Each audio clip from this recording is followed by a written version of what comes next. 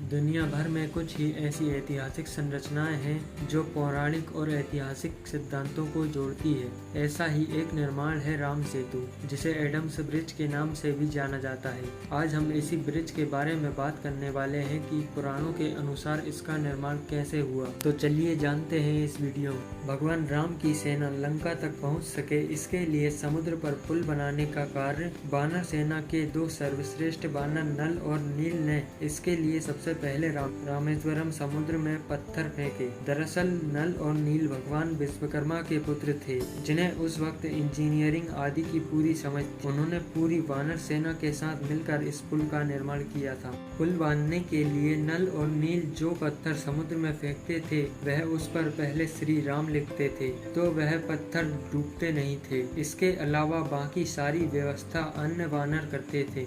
रामायण में ये भी बताया गया कि बचपन से ही नल और नील दोनों ही बहुत शरारती थे।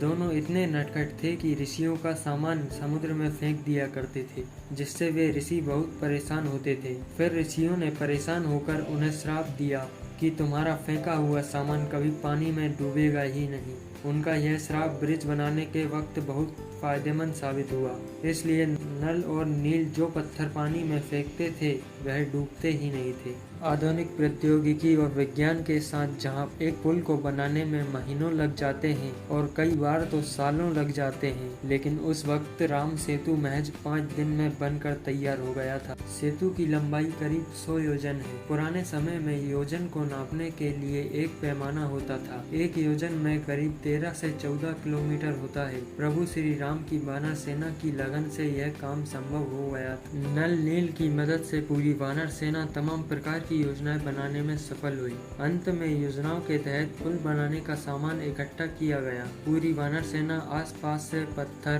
पेड़ के तने, मोटी शाखाएं एवं बड़े पत्ते व झाड़ लाने में सफल हुई। भगवान राम जब लंका पर विजय प्राप्त करके लौट रहे थे, तो इस सेतु को पार करने के बाद उन्होंने इसे फिर से समुद्र में ही डुबो दिया था। लेकिन कालांतर में बताया गया कि समुद्र का जलस्तर घटता गया और यह सेतु फिर से ऊपर आ गया। दोस्तों, वीडियो अच्छी लगी हो तो लाइक और सब्सक्राइब करना न भूलें और साथ ही बेल आइकन को भी प्रेस कर लें, ताकि आने वाले वीडियो के नोटिफिकेशन आपको मिलते रहें।